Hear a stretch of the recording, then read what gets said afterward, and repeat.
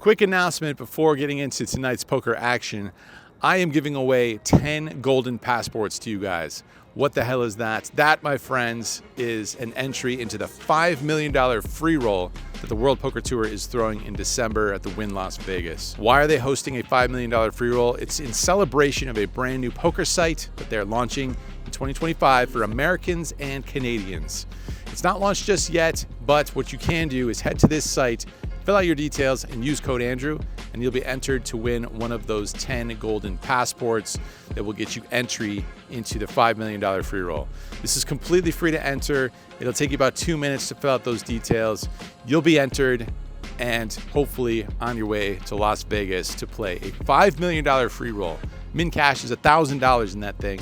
First place, a little bit more. It's $1 million. Pretty amazing. I strongly suggest heading to that website, filling out your details, use code Andrew, and you'll be entered to win one of 10 golden passports. All right, guys, let's play some poker. A couple of new faces in today's lineup, but some very familiar faces as well. Perhaps the most familiar to you guys, Bradley Owen on my direct left. We got Mixon, we got Crypto Max, we got Mo Money, and we got High, and then some aforementioned new faces.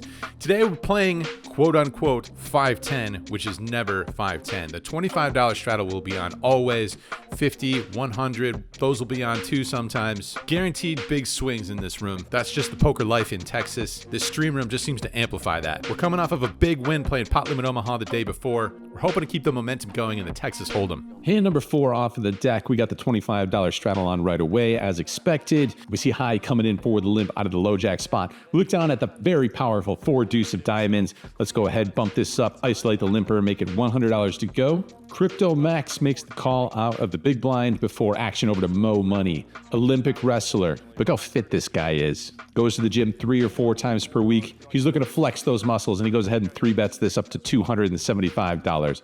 High out of the way, and now we got ourselves a lovely little pickle here. We got 4 deuce getting a good price. Gonna have to make this call. Other players out of the way. So heads up to a flop. Me and Mo Money. That flop comes down King 7-3, Rainbow 1 Diamond. Mo continues for a C-bet here. Players out for $225. Not a super large C-bet, but the problem is we are not super deep here. Somewhere around $2,000 effective or a little bit less. We do have 3 to a straight and 3 to a flush.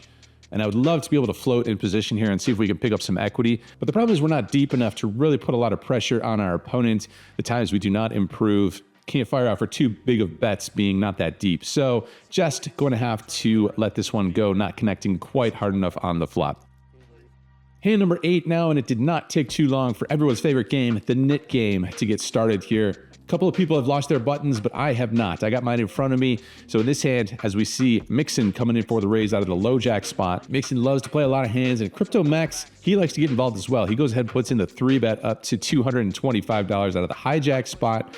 And action folds around to me, looking down at Ace 9 of diamonds. Again, this is hand number 8. And to just give you guys a bit of context, we've probably seen about 7 all-ins up to this point of the stream so far. High is open-ended. He's going to rip it in. All in. So a bunch of factors at play here. Neither of my opponents are super tight. The action is crazy as expected down in Texas.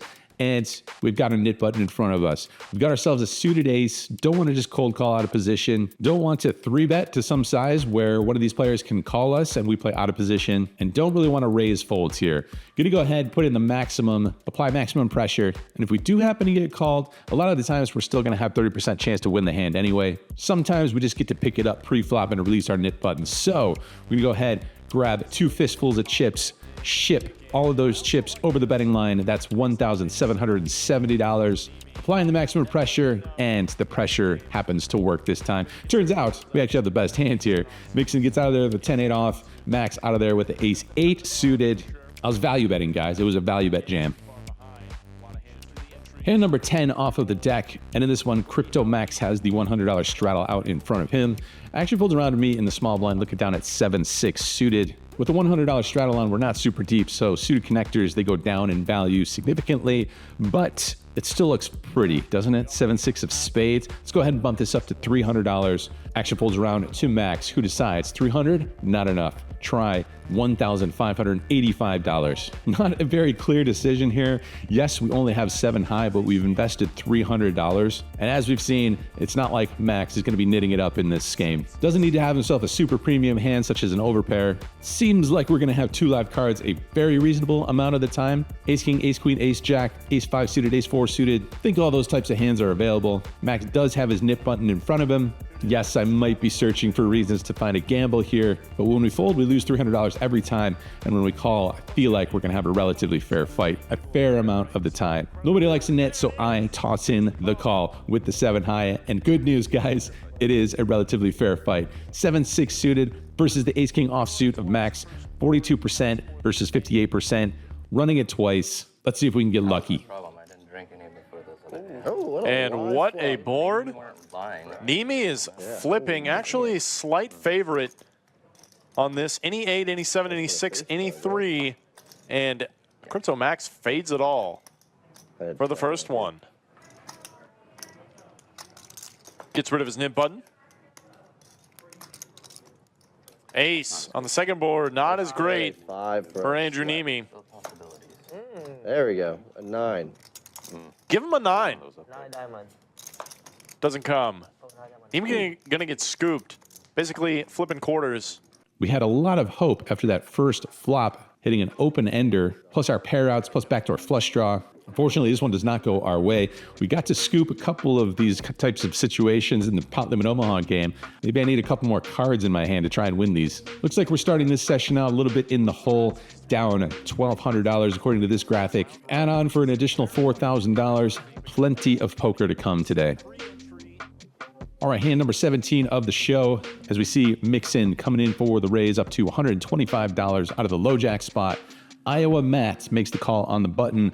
JL makes the call out of the small blind, high out of the way, and we look down at the king, queen offsuit in the under the gun spot. Couple of options here. We could make the flat call and take this one out of position. If I say those words, does that sound very fun to you guys? Because it definitely does not sound very fun to me. Some reasonable blockers here versus some really good hands. Not seeing a ton of strength out there in the field. As long as we get through the initial razor, chances are we got a pretty good shot to get through the rest of the field. Bump this up to $700, put it in the squeeze play. And we do not get through the initial razor as Mixon makes the call for $700, leaving himself $1,300 behind. Iowa Matt out of the way and over to JL in the small blind now. Considering things, he's running good so far in the early going of this show, decides he's going to give himself a heat check here, makes the call as well. Squeeze play does not work out just yet, and we go 3 ways to a flop. That flop comes down ace, jack, 5. Pretty good flop for the 3-better. We're going to have the strongest hands on this board. Got removal to some of those stronger hands, so I think a C-bet is certainly in order here. Don't need to go too big on a dry board. Ace high, I just fire out for a very small bet, $300. Could do the same thing if I happen to have pocket aces, maybe size up a little bit with pocket jacks, unblocking top pair. Seems all right though, and that bet sheds Mixon. However, JL, he's going to stick around. He makes the call, and we go heads up to a turn card, which is a pretty favorable one, you guys. 10 of hearts, just drilling the nuts here. Don't think JL is going to be too strong. Just putting in that overcall pre-flop. We size way down on the flop, so his range should be pretty wide here. So we don't need to go too big with all those factors in mind. On the turn here, I fire out for $575. Ramp it up on the river if he decides to stick around. But unfortunately, his range was very wide on this flop, continuing with pocket sixes, looking to find a favorable turn card on his end. Instead, it goes our way, and we get to pick this pot up. Taking a look at the cumulative winnings after that series of events, we are now back in the green, just a smidge. That's better than being in the red. Jumping ahead now to hand number 31. See JL coming in for the raise over the $25 straddle. High makes the call, and we've got the 7-5 of diamonds in the hijack spot. Happy to flat here, or we can take the aggressive route, try and seize control of the situation. Let's try that. What do you guys say? Gonna go ahead, 3-bet this one, suited one gapper up to $350. We see Mo Money coming in for the cold call under the gun spot, and we do not shed any of the previous 2 players. So 4 ways to flop that comes down 10, 6, 3, rainbow 1 diamond. Not the worst flop, all things considered, but just a gut shot versus 3 opponents. Action checks around to me. I'm just going to check this one back. Turns to ace of spades. Unfortunately, if it was the ace of diamonds, I would be happy to fire here, I think. But once again, versus 3 opponents and just a gut shot to improve, I think I'm just going to take my equity, which is not very much equity, to the river. And maybe if this gets checked around to me on the river, go ahead and take a stab at this thing. River comes down 6 of spades, and now Mo Money fires out for no small wager. $1,000 here on the river. JL out of the way. High, he goes ahead and makes the call. Obviously, we're out of there with our 7-5. And we can see Mo Money firing away here with the queen 10 offsuit and High with the ace 9 offsuit. So it's pretty interesting to think about what might have happened here. If we do c-bet the flop, Mo Money would have made the call. High would have folded on the flop, almost certainly. Would have headed to a turn, which would come down an ace. Would we be representing too much here with another barrel on the turn to try and shed Mo? It's kind of unlikely we would fire away on this flop into 3 opponents with an ace king or ace queen type hand. Mo might have made the call again on the turn card, and then we would have had to muster up the strength to fire the 3rd shell on the river. We definitely took a low variance line here. Unsure if the high variance line would have got the job done. Guess we'll never know. Hand number 34 here, the $25 and the $50 straddles are on. We see Sleepy out of the hijack spot coming in for the raise up to 150. High makes the call, and we close the action, calling with the Jack 3 suited. 3 ways to a flop. 8-7-6 rainbow. Not a bad flop for the callers pre-flop. Not too much in terms of equity, though, for us, so check it to the initial raiser who checks it back. King of spades gives us a flush draw. Going to go for the check raise here if given the opportunity, but we are not, as action checks through once again. River's a 5, that's 4 to a straight, and we've got Jack high here. Almost exactly at the stone bottom of our range here. No hope of winning a showdown, so when high checks one more time, let's fire out here. $250, our only hope of winning this hand, and sometimes that only hope comes through as the other 2 players get out of the way. Cool. In this next hand, $100 straddle is on once again. JL coming in for the raise off of the button spot. Over to us in the big blinds, looking down at ace jack off suit. It's definitely not the greatest, most powerful of holdings here, but I think the button raising range is going to be significantly wide enough that a 3-bet will get the job done. Let's try it. Let's go for it. Go ahead and 3-bet this up to $1,100, and thankfully, job gets done. JL gets out of the way. Jack 6 suited. As you can see, ace jack crushing there. Certainly a profitable 3-bet spot. Couple of bluffs in a row. In this next hand, just the $25 straddle is on. We see JL coming in for the raise once again, this time up to $75. We've got ourselves a suited Broadway holding. King Jack of clubs. Prime 3-bet holding is going to go ahead and 3-bet this up $300. Bradley Owen on my direct left, thinking things over, and he decides he wants to get involved as well. Puts in the 4-bet up to $750. Did I come all the way to Austin, Texas to fold 40% of a royal flush? I think you guys know the answer is no. I make the call, and the 2 of us going heads up to flop. That flop goes down ace, jack, 7, 2 spades, 1 club, upgrading us to 60% of a royal flush plus a pair of jacks. This could get a little tricky, of course. Going to be behind sometimes now, but a pair is a pair. So when I check it over to Brad and he fires for a c-bet, we must continue. Go ahead and toss in the call. We head to a turn card, which gives us a gut shot on the Queen of Hearts. Still going to be a little bit tricky here, facing further aggression. But when I check it over to Brad, he decides to check it back. River's an ace of diamonds. We definitely like that card a little bit more. But it doesn't mean that Brad cannot have an ace here. I think he can find some 4-bets with the ace 5s of the world. Hoping to get to showdown here, so I check it over to Brad one more time. And thankfully, he says he can beat basically nothing here. He checks it back, and our hand is good versus the pocket 10s. Get to drag in a 4-bet pot here. Quick look at the winnings board. We're moving in the right direction, up just a little under 2K now. Hand number 40 coming in for the raise out of the hijack spot with 5-4 off. I don't know what I'm doing here, but 5-4 off it is. Sleepy and Mo Money make the call, and we go 3 ways to flop. It comes down Jack 6 deuce 2 spades. That's a gut shot for us. Action checks to me, put out the $75 c-bet. Sleepy makes the call. Mo Money does not make the call. He makes the raise. Bumps it up to $200. That's a pretty small raise. We got ourselves that aforementioned gut shot. I make the call. Sleepy also makes the call. So the 3 ways to a turn card. Offsuit 7 upgrades us to an open ender now. Now Mo Money slows down with a check after he gets called in 2 spots. I'm not too sure what's going on here. Versus 2 opponents, I don't want to face a double check raise. I check it and Sleepy checks it back. We brick out on the offsuit deuce. We've got no blockers to any sort of strong hands here. We do have the bottom of our range once again, but I just decided to check check it, and Sleepy checks it back. Cards revealed: Mo Money 10-4 off, Sleepy King Jack suited for top pair strong kicker. Not sure who played this hand the worst, but I am definitely a candidate. I'm gonna go with me. I'll say I did. All right, moving right along here. Let's try and redeem ourselves with that nonsense. In this hand, hand number 44, Mixon coming in for the $125 raise. High makes the call to the big blind. We got ourselves Jack 10 off in the under the gun straddle spot. I'm in there, of course. 3 ways to a flop that comes down ace, king, queen. That's Broadway. Going to be tough to screw this one up too bad. Check it over to Mixon, who continues for a C-bet for $150.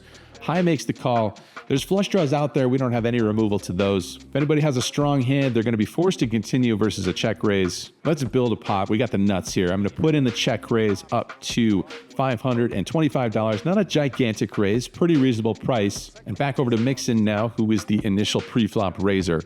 Thinks about it for a little while before reluctantly folding the pocket fives.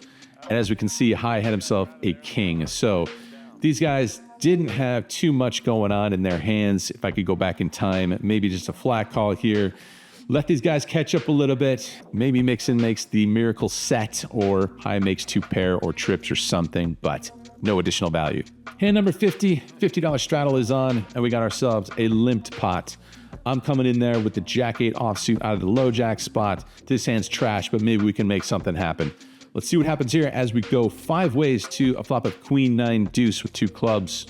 Obviously not major connectivity for us, but Jack of clubs seems to interact with this board. We've got ourselves a gut shot here as well. I'm going to start getting after it here. Fire out for $125, and we see Sleepy is the only caller in the cutoff spot. 2 of us head to a turn card which pairs the top card, Queen of Spades. When my opponent doesn't find a raise here, and there's a bunch of opponents in this hand, got to weight him a little bit lighter. It is kind of awkward though, because we got a couple of cards that we would prefer our opponent to be holding, weighting him a little bit more towards pairs and stuff. Don't want to give up though. Fire out a second barrel here for $225. Maybe I would take this size with pocket deuces or Queen 9 suited or something. Sleepy once again makes the call for that price, and we go to a river card, which is the 7 of spades. All the draws brick out. We're left with Jack High here. If I got trips, of course I'm going to go for value. If he's got trips, he's going to call no matter what. If he's got a 9, he's probably going to call a lot of the time. So I don't think I want to go too big here. Just trying to fold out some random pairs and, of course, some draws that are better than Jack High here. Fire out on the river here for $475. I think we'll get a little bit of respect at least. We fired into 4 opponents on the flop. Again, just trying to fold out the weaker parts of his range. And good news is that we do run into that. He's got us pipped here with a Jack 10. That's an open ender, and it beats the Jack 8, but it's going to be tough to call with Jack High here. So he does let that go, and our triple barrel bluff with the Jack 8 offsuit does the job. In hand number 56, $50 straddle is on. Mo comes in for the limp before High comes in for the raise up to $175. We're in position with an offsuit Broadway hand. Don't want to go too crazy with the offsuit variety typically. We do have the button, so let's defend that with a call. Crypto Max makes the call, and Mo Money makes the call, closing the action. 4 ways to a flop that comes down 10, 9, 3, 2 spades. It's the open ender, plus the 2 overs, mind you. Max checks it over to Mo Money now, thinking things over before he decides he wants to lead out into the field here. Fires out right into the pre-flop raiser, betting $275. High gives it a quick look before making the call. Obviously, we're going nowhere here. Tossing in the call. Don't love the flush draw being out there, but we've got the Queen of Spades, so I toss in the call. Crypto Max has other thoughts. He says, not enough money, boys. Let's go ahead and raise. There's no small raise. $1,500 here. When we hold the Queen and the Jack, and particularly the Queen of Spades, it's pretty likely that Max has himself a pretty decent hand here. Typically going to weight him towards 2 pairs or maybe even sets. Strong top pairs at the least. Mo Money thinks about it for a little bit and makes the call. High out of the way, and it's back over to us now. Again, we don't love the flush draw being out there, but I think being in position with the nut straight draw, getting a reasonable price here, not ready to release just yet, I'm gonna go ahead and make this call. 3 ways to a turn card, which brings the 7 of hearts second flush draw. Max surveying the situation, thinking things over, and decides, putting the hammer down, wagering the maximum amount of money, goes ahead and jams all in for about $5,000. Mo decides he would also like to participate, and he eventually makes the call. Can't do too much here now with our Queen Jack off suit. Gonna have to release it, and as we can see, Crypto Max flops top pair, top kicker. Mo Money, though, top 2 pairs. These guys gonna run it out, see what happens between the two of them, and Mo Money. The two pairs happen to hold up here. We would have made it straight on the second board on the second run out. Not really that noteworthy though. Nice hand, Mo Money. Hand number 61 has the $50 straddle on, and we see Sleepy coming in for the raise out of the low jack. JL makes the call in the big blind. And we've got our first real premium of the session. It looks super premium after all this garbage I've been playing. Pocket queens, obviously 3-betting. Let's re-raise up to $800. Sleepy gives my stack a look, gives the situation some thoughts before tossing in the call, and JL is out of there with the king deuce suited. Heads up to a flop that comes down lovely. King, queen, 4, 2 clubs. That's middle set, boys and girls. Good flop for the pre-flop raiser. Put in the typical down bet here. I fire out for a quarter-size pot bet, $450. Sleepy thinking things over before eventually tossing in the call. We head to the turn, which comes down the 10 of spades now, connecting this board a little bit. Kind of liking the situation here. I guess we could be losing to an ace-jack or the jack-9. Those are gut shots, and I gave him a pretty good price, so it is possible, but decent chance he has some added connectivity here. Even if he does have a straight, we have outs versus those scenarios. Let's fire out again here. This time, I assemble a wager to the tune of $850. Sleepy goes into the tank here, thinking things over, and thinks things over for quite some time before deciding to fold, and we can see that he's got himself pocket jacks. He calls the flop with the under pair to the 2 overcards, picks up the open ender, and then decides to fold. It's not the best price he could possibly have gotten in the world, but not gonna lie, I am surprised to see that fold when he does pick up the open ender. Regardless, we're winning a 3-bet pot here plus C-bet, $1,440 worth of profit thanks to the ladies. Hand number 66 now. See Mo Money coming in for the raise up to $175. Knit game is in effect, so raises are typically going to be a little bit bigger during those instances. High makes the call out of the low jack spot, and we've got ourselves another super premium hand going up 1 pip up to the pocket kings. Love to see it. Time for another 3-bet. Let's make it $675 this time. Mo likes the price. He calls. High agrees. 3 of us heading to a flop this time that comes down 8-5-5 with 2 clubs. Pretty damn good flop, I think. We avoid the 1 overcard. Kind of unlikely that anyone has improved here. Mo, he's going to take a stab, though. He leads right out into me and High, firing out for $300. High makes the call, and it's over to us now with the decision. Definitely some draws available on this flop. Straight draws and flush draws are possible. Can also get value from an 8 or maybe even worse overpairs than ours. So I don't think I want to continue with a flat call here and just allow these guys to draw. Let's charge them. If we happen to run into it, then so be it. But we're going upstairs. Raise this up to 1 yellow chip and 2 black chips. That's a total of $1,200. Call this one if you hate money, boys. Mo Money. He doesn't hate money. He decides to get out of the way. He's got the ace-4 suited, just took a stab, took a shot. Doesn't work out. High, he's got the 9-7 offsuit for the gut shot. Not going to be able to continue with just a gut shot. He gets out of the way as well, and the pocket kings do not get cracked. $2,000 worth of profit this time. This is a pretty fun graphic that we started utilizing. You can see the different play styles of different players at the table. Loose aggressive, the callers, and the more tighter players down below. Happy to be hanging out in that box in the top right. That's the fun box, you guys. That's where the fun happens. Be in that box and you'll live a fun life. All right, so one additional facet to the knit game that I might not have mentioned previously, but instead of paying out the bounty or the penalty to every individual player, the player who loses the knit game has to put the penalty money into the middle for the very next hand after the knit game ends as a splash pot. That way they do have a chance to win the money back, and it can also have the added effect of creating a little bit of extra action in this splash pot hand. So this hand, number 78, is the splash pot hand. There's an additional $700 or so in the middle as a splash pot. And what do you know? We look down at another pocket pair, this time the pocket 8s. We got the easiest open in the world here. Gonna go ahead and raise this up to $250. Brad on my direct left, he's putting in the 3-bet though, raising it up to $700. Kind of an odd sizing, not the biggest 3-bet in the world. We're going to be happy to continue versus that. But before we can get the chance to do so, Crypto Max decides he's going to wager everything. He's sticking in $2,730, and this is not a very easy spot now at all. Yes, it is a splash pot. Players can be going after that extra money, and that creates a leveling war. Is he thinking what I'm thinking? Is he doing what I think he's doing? And will you know what I'm doing and thinking. Problem is for me in this hand, we've got Brad putting in the 3-bet behind me. I'm not sure what he's going to do, and that's even if we have the best hand versus Crypto Max here. Not a fun spot to be in. We could have the best hand here, or we could just be crushed versus one of these players, and we are not shallow versus Brad. I've got $8,400 in my stack, and Brad has me covered. We essentially have to play for all of that, because if I call the $2,700, do I just want to fold pocket eights here? If we did that and he had ace king, that would be a massive, massive loss of equity. And if we jam over Crypto Max's jam and we run into it from Brad, that's a monster torch as well. So every option just feels pretty gross here, and it's a pretty annoying spot. So eventually just decide that we're going to have to fold here, lose the $250, see what happens between these guys. You can see it on my face that I am not too pleased about it. And when Brad does not snap call after putting in $700 and Crypto Max has $2,700, not pleased about it one bit, you guys.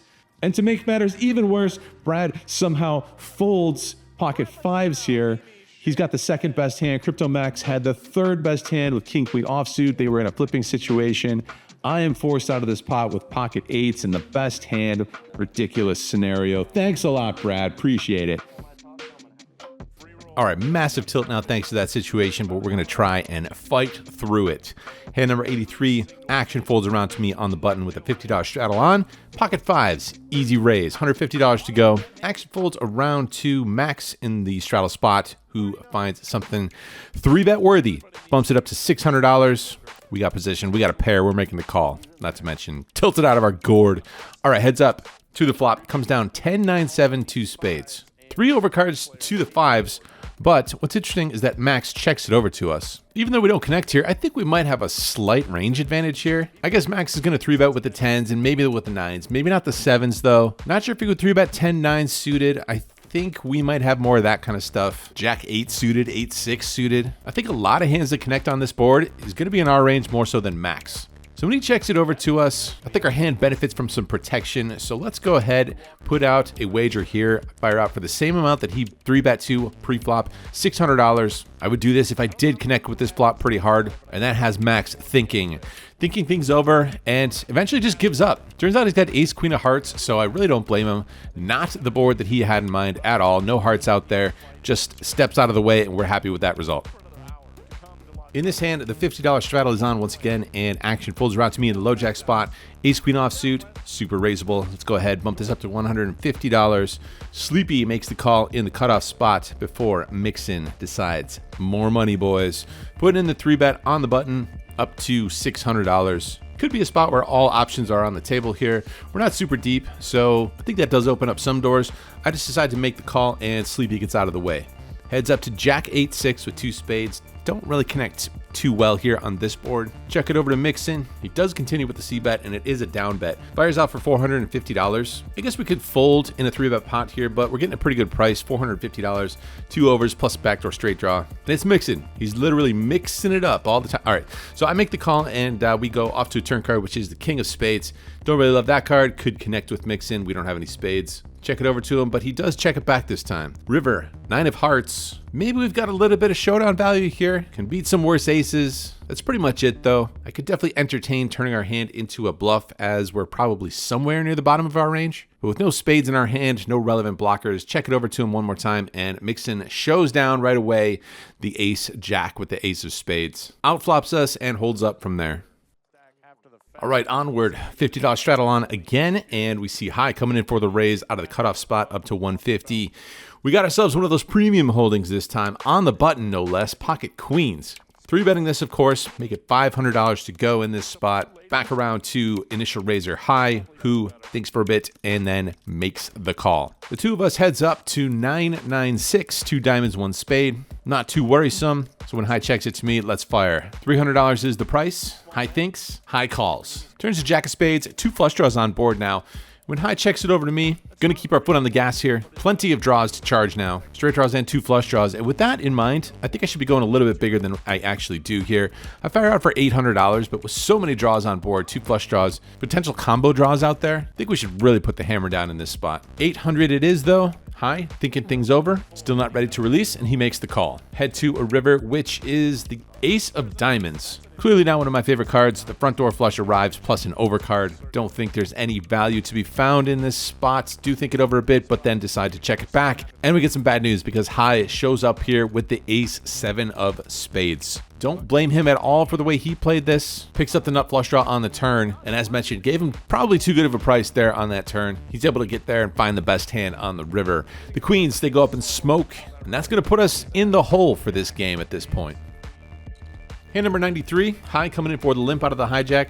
We got Ace 8 of Hearts. Ace, that's the highest card in the deck. Suited, let's raise. I make it $100 to go out of the cutoff spot. 1 call, 2 call, 3 calls, and High is making the call as well. Myself and 4 callers going 5 ways to a flop of Queen, 5, Deuce, 2 Hearts. That's the nut flush draw. That's a pretty good draw to have. When these guys check it over to me, I'm going to wager. Don't need to go too big here into a field this big. Happy to let people draw this time. I fell out for $200. We lose 3 opponents, but Max makes the call. The 2 of us heads up to a turn, which comes a 6 of diamonds, second diamond. That card's pretty unlikely to help either of us, but probably even less likely to help me. Maybe Max isn't too strong on this flop since he just calls the $200 wager, but with holding 2 hearts in our hand, maybe that's less likely for him to have a draw. So I'm just going to check it back after Max checks it over to me and head to a river card. That river is the king of clubs, and Max once again checks it over to me. I guess we could represent ace king, but we really cap ourselves once we check back on the turn. I think we have some showdown value here. We can beat worse flush draws. Jack 10 of hearts, Jack 9 of hearts. That's about it though. Check it back, don't expect to win too often, and in fact, we do lose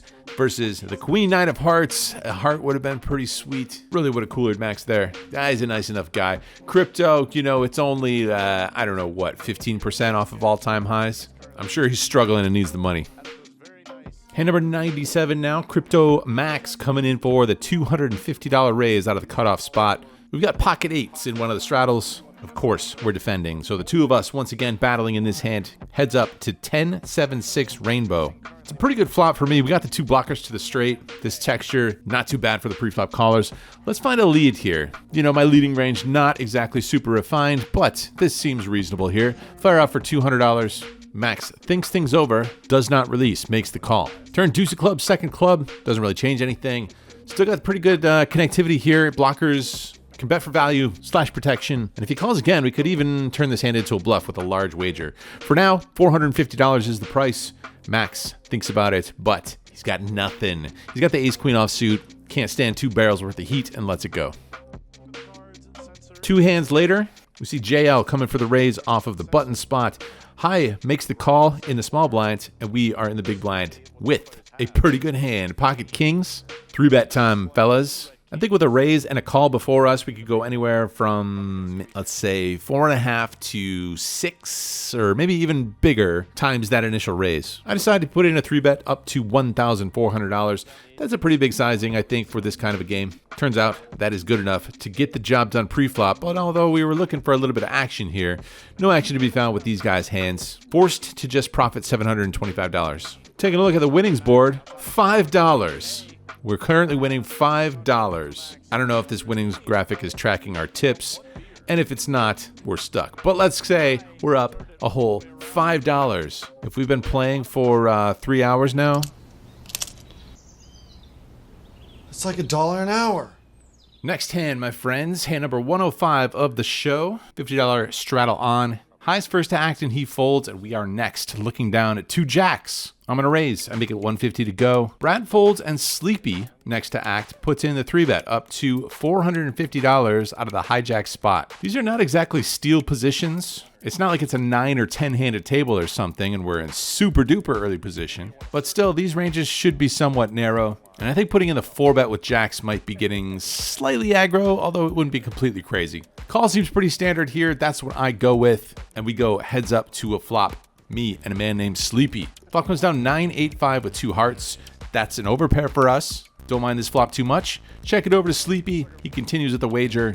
It's $350, and we are happy to make the call. Turn 3 of spades, 2 flush draws on board now. Still no overcards to the jacks, though. Check it over to the pre-flop 3-better again, and he keeps his foot on the gas here. Picks up a yellow chip, adds some black chips, and it all adds up to $1,400. Not exactly super comfortable here. He's representing big overpairs that have us beat. There's only one overpair to the board that we beat. But with 2 flush draws out there, I feel compelled to make this call, and we head to a river card, which comes down very interesting.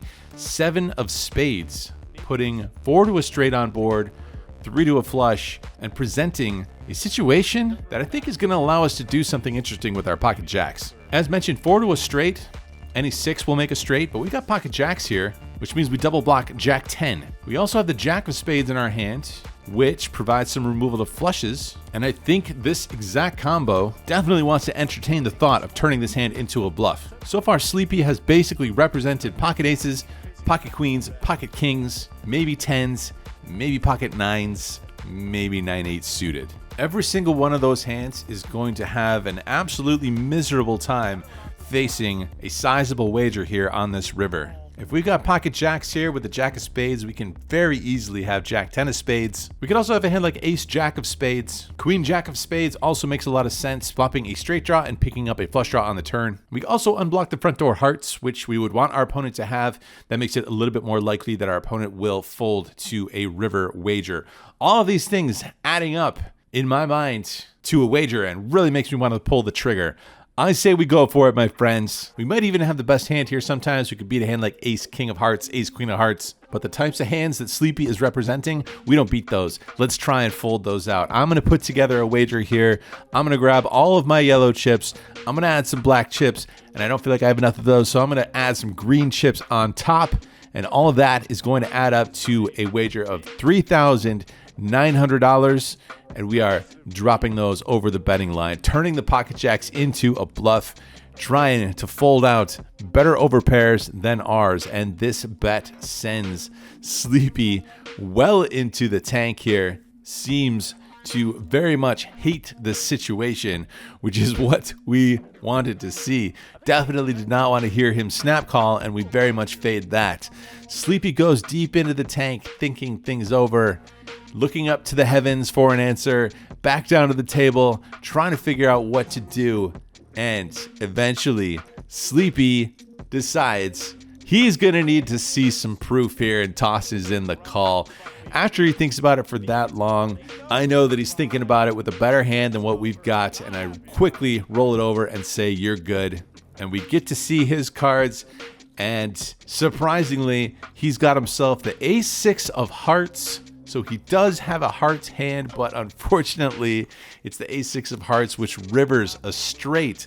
So we actually had the best hand up until the river card, and that river card turns the pocket jacks into dust. But if you think about how long Sleepy was thinking about this with a straight, I wasn't even considering thinking that I could fold out a straight in this spot. Gotta think that if he did have just a 1-pair hand, or even 2-pair hand, such as 8-9, that he might find a fold with those types of holdings, and he just could not quite find the fold with a straight. I think I'm pretty happy with my bluff there, despite us torching $3,900 on that river card and about $6,000 or so into the hole now, unfortunately. Painful. Sometimes you try and be a hero, get the job done, and it doesn't work out, and it's painful when it does not. All right, more poker and more show. I add on for $6,000, currently into this game for $13,000. And we find a welcome sight in this hand as the $50 straddle is on. Mo comes in for the raise out of the hijack spot to 150. High makes the call, and we look down at the finest hand ever created, pocket aces. This is what we need, my friends. Put in the 3-bet, make it $650 to go. Please don't fold, guys. Come on. Give me some action. And Mo Money comes through, makes the call, and that brings high in as well. So going 3 ways to a flop that comes down king 5-3 rainbow. Not a ton of connectivity on this board, but hoping somebody has a hand like king queen that will be able to continue. I fire out for a bit of a down bet. Don't need to go too big on a king high dry board. I fire out for $600. Mo cannot continue. He's got pocket 6s. He makes a good fold there, and High decides to let go the suited connector with only some backdoor stuff going on there. We'll take it. We'll take what we can get. Pocket aces do not get cracked, at least. Claw some money back here. It's currently stuck $4,800. All right, hand number 115, we see Crypto Max coming in for the $150 raise out of the cutoff spot. High makes the call. We might be a little bit tilted here, but it's the nit game. Could pass this spot up, or we could get in the mix. I toss in the call with my 10-9. Brad calls behind me. 4 ways to a flop that comes down 10-6-4 all spades. Not too bad, all things considered. Top pair plus a 9 high flush draw. Check it to Max. He fires out for a wager, $300. High is in the big blind spot. He makes the call. We can't really go too crazy in this spot. If we had a higher spade, then sure, start piling some money in. This flop going 4 ways, I think a call makes a lot of sense here, and that's what I do. Brad evacuates. Turn is definitely interesting. It's a 9 of hearts. That gives us 2 pair now. Still losing to flushes, maybe some sets. High checks, I check to Max, and now Max decides to check it back. Feeling much better about my hand as the 7 of diamonds comes down, and High checks it again over to us. There are 4 to a straight out there, but maybe it's one of those kinds of spots where we can put out a smallish blocker type bet.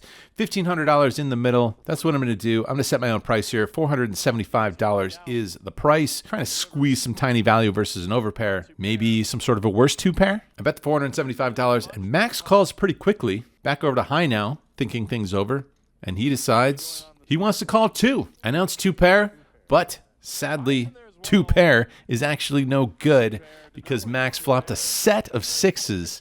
Turning 2 pair ends up being a mini disaster. And I don't know how it happened because High had the exact same hand as me. 10-9 as well. Very unlucky to turn 2 pair there considering High had a 9 in his hand. Max gets to drag a reasonable sized pot here. That pushes us a little bit deeper into the hole. Fold pre-flop next time, bro. All right, things not going too great for us at this point. And when things aren't going great, you know what you should do? Force the issue. Force things. Make them great. All right, in this hand, Iowa Matt comes in for the raise off of the button position. Raises it up over $100 straddle, makes it $325 to go. Action over to me in the big blind spot, looking down at Jack 8 of clubs. I'm in no mood for this Iowa Matt. No mood. I'm going to go ahead and put in the 3 bets. Let's make it $900 to go. It's not really that big. We're not super deep here in a $100 straddle game. Iowa Matt thinking things over. He's been playing pretty snug. Should you be 3-betting players that are playing snug? No, but I'm stuck. He thinks things over and eventually decides to let it go. Let's go of the ace-10 offsuit. It's the moral victories, my friends. All right, in this next hand, this time High coming in for the raise out of the cutoff spot up to $150 over the $50 straddle, and it's over to us in the button spot, looking down at ace-10 offsuit. Would much prefer this to be suited, but I would also much prefer to be winning in this game. Since we're not, like I said, let's force the issue. 3-bet time once again. I go ahead and 3-bet this up to $500. Everyone gets out of the way, back over to High, who thinks things over before making the call. Don't get to win this one pre-flop. Let's see if we can do it post-flop. Heads up to King 6-3, 2 diamonds. We don't connect with the board, but we're going to be most likely to have ace-king here. Pocket aces, pocket kings. We do have an ace in our hand. Let's go ahead and represent that ace-king. Fire out for $325. High thinks about it for a little bit before making the call. Turn ace of diamonds. 3rd diamond on board now. We don't have any of those diamonds. We also don't have a super strong top pair. We could bet it, continuing to represent the ace-king. I might do so if I did happen to have it. Charge some single diamond holdings. King-queen with the king of diamonds or queen of diamonds. Or we could check back here, take a street off, head to a river card. That's what I decided to do. River's a brick, offsuit 9. High gives his cards a look, thinking things over, and decides he wants to wager now. Assembles some chips, fires out for $800. Once we check back on the turn with an ace, I don't think we can do anything other than make this call. We're going to have to see what he's got. We can beat some straight draws. We can beat some, I don't know, King X turn into a bluff. I don't know. And what we're not beating is the ace-king offsuit, the hand that we were representing, or trying to represent at least, but it's tough to do that when you run into the hand that you are trying to represent. Things definitely not going our way in this session as the stream winds down to a close.